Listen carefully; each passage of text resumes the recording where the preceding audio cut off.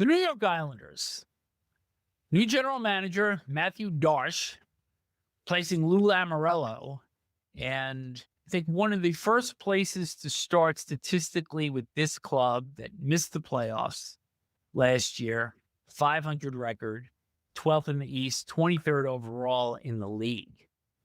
The special teams would be dreadful. Both special teams coaches were dismissed at the end of last season.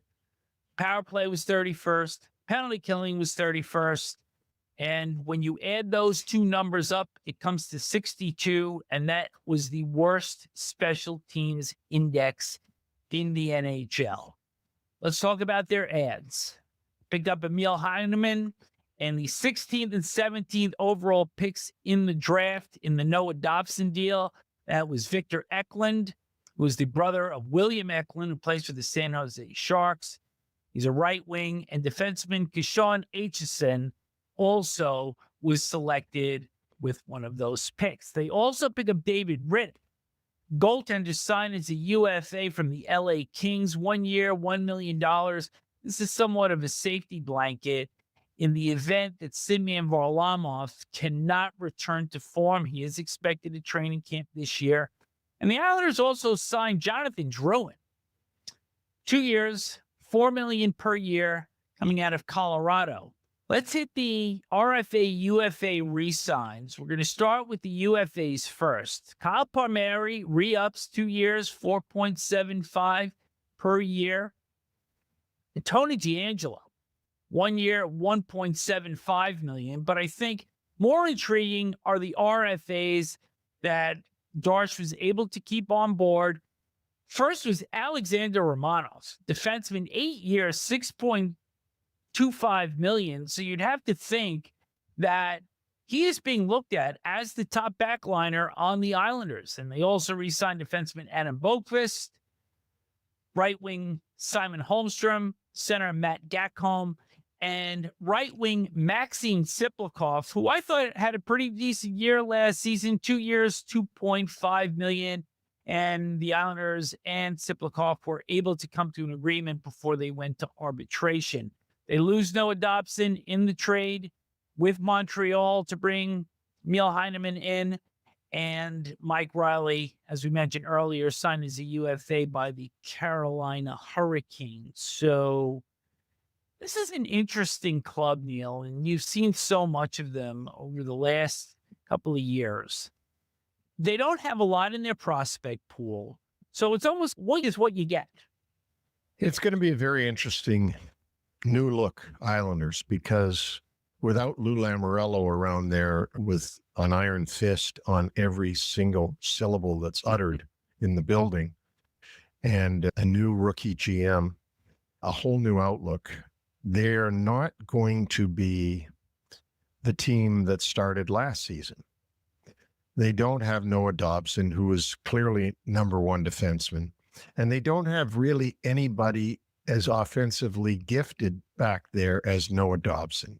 Romanov is not an offensively gifted player. He's a good backliner that get good defensively and can hit you and knock you out, but he's not a guy that you're going to put on the power play. Tony DeAngelo can play the power play, does play the power play, but he's not Dobson. He doesn't have the rocket that Dobson had or has, but he's moved on to Montreal. The other guy that they're going to really miss at the beginning of the season, at least, is Brock Nelson, who Lou Lamoriello traded at the deadline to Colorado. And so without those two power play players, Dobson and Brock Nelson, and a power play that was 31st in the league to begin with, they're going to have to do some miracles to make this power play be very effective. They still have Horvat.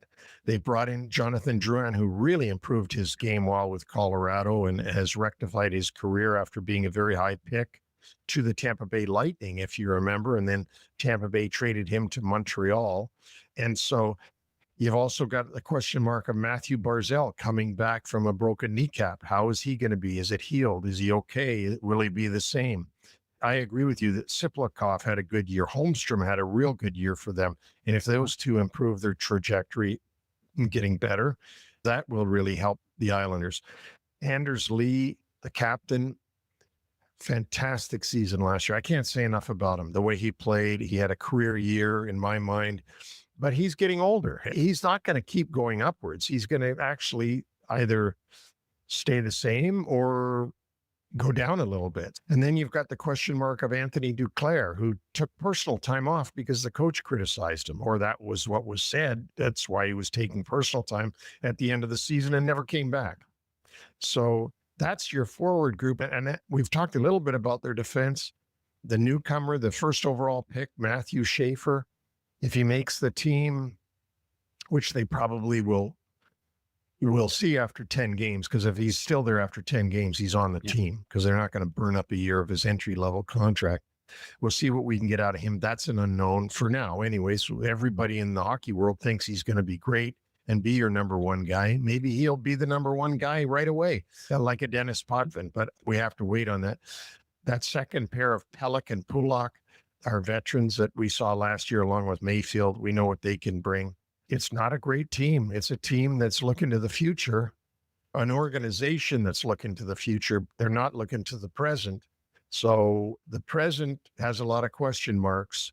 They certainly don't look like they're obviously better than last year. I don't think that they are. I want to go back to Noah Dobson for a second, because folks that listen to the Atlantic Division Summer Cooler heard us say that we think $9.5 million was too much.